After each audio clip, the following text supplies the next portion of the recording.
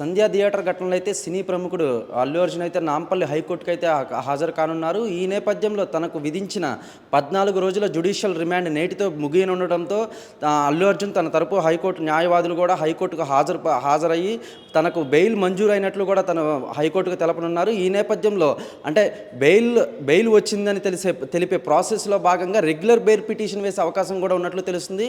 ఇక మొత్తం మీద కనుక మనం చూసుకున్నట్లయితే డిసెంబర్ 4వ తారీఖు అల్లు అర్జున్ పుష్ప ప్రీమియర్ షోకి సంధ్యా థియేటర్కి హాజరైన సమయంలో అటువైపు ప్రేక్షకులైతేనేమి ఇటువైపు అభిమానులైతేనేమి తండోపతండాలుగా భారీగా తరలి రావడంతో కొంత ఉద్రిక్తత తొక్కిసలాట అయితే ఏర్పడింది.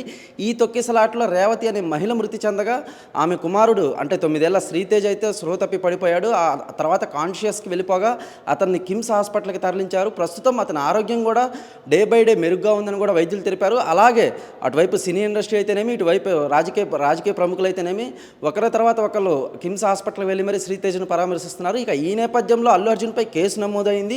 ఈ కేసులో భాగంగా డిసెంబర్ 13వ తారీఖున అల్లు అర్జున్ అరెస్ట్ చేశారు. అనంతరం నాంపల్లి హైకోర్టుకు హాజరుపరచగా 14 రోజుల జ్యుడిషియల్ రిమాండ్ కూడా విధించింది. అనంతరం చెంచులు కూడా జైలుకు కూడా తరలించారు. ఈ నేపథ్యంలో 50,000 వ్యక్తిగత పూచీకత్తుతో కూడా అల్లు అర్జున్కు బెయిల్ అయితే మంజూరు చేశారు. అనంతరం చెంచులు కూడా జైలు నుంచి రిలీజ్ అయ్యారు. ఇక మొత్తం మీద కనుక మనం చూసుకున్నట్లయితే డిసెంబర్ 23వ తారీఖున మరొకసారి కూడా నోటీసులు జారీ చేశారు. చిక్కడపల్లి పోలీసులు కూడా అల్లు అర్జున్ ప్రత్యేక గదిలో అంటే అడ్వకేట్ అశోక్ రెడ్డి సమక్షంలో దాదాపు 4 గంటల పాటు సుదీర్ఘ విచారణ అయితే కొనసాగించారు.